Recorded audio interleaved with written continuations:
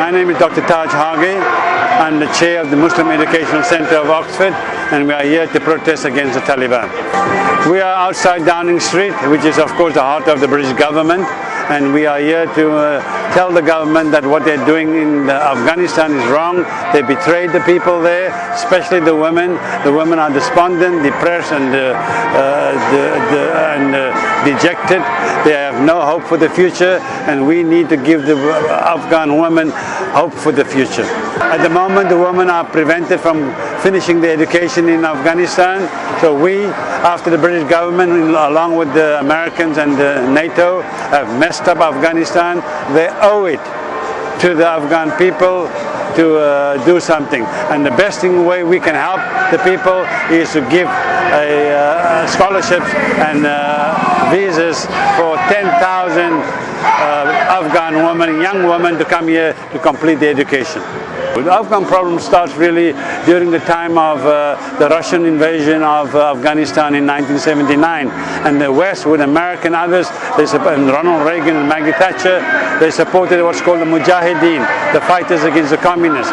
When the communism fell, that's when the British and the Americans got involved. And when Osama bin Laden then had the 9/11 atrocity, this was a perfect excuse for the West to go into Afghanistan. So Bush and Blair, they not only invaded Afghanistan illegally, they also occupied it illegally for the last 20 years.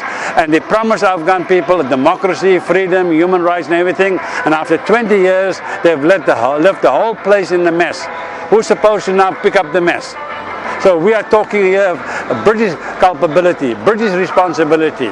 Tony Blair is the main person that took us into that illegal war, but he's not in power today. Today we have Boris Johnson, and he needs to step up to the plate and do something, even how small it might be, something practical to help the Afghan women. The logic was simple. Since Osama bin Laden launched his terrorism on the World Trade Center in Washington from Afghanistan, they told the Taliban they must surrender Osama bin Laden to them. They refused because they said they can't do that, and that was the excuse for Britain to go invade and to occupy the country along with the Americans. And so this was the pretext.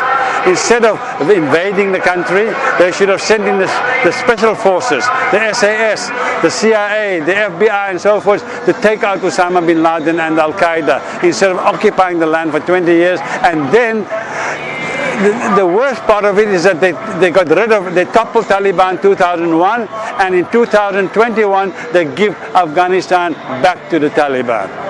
The immediate future is bleak.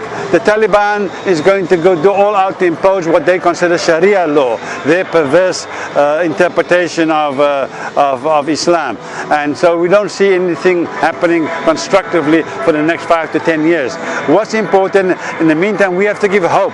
Hope to the young people that there is a better future. There is a future of equality. There is a future of democracy. There is a future of freedom. And we in Britain can help give them that message of hope. Britain and America have always backed the wrong horse when it comes to the Middle East, when it comes to the Third World. They've always backed the wrong horse because they are backing the elite, they are backing the rich, they are backing the powerful. They don't back the people, the masses, the people out in the street. And so Britain has always backed the wrong horse, and Afghanistan is the most extreme example of backing the wrong horse. And now the point is that if they toppled the Taliban 20 years ago, how in hell's name do they justify spending $3 trillion spending money on a futile war that is back to square one? Very simply, we want them to bring in 10,000 Afghan young women to this country, to give them scholarships to attend university, to finish their education here, so that they can go back one day to Afghanistan to help the country recover and to reconstruct the country. So at the moment, the women are prevented from finishing their education in Afghanistan. So we, after the British government, along with the Americans and NATO, have messed up Afghanistan. They owe it to the Afghan people do something. And the best way we can help the people is to give scholarships and visas for 10,000 Afghan women, young women, to come here to complete their education. Men are important, but men are not denied the right to go to university. Under Taliban, women are denied education. Right now, for example, you're not aware, but today is the start of the new academic year in Afghanistan. Boys are only ones to go to secondary school now. No girls can go.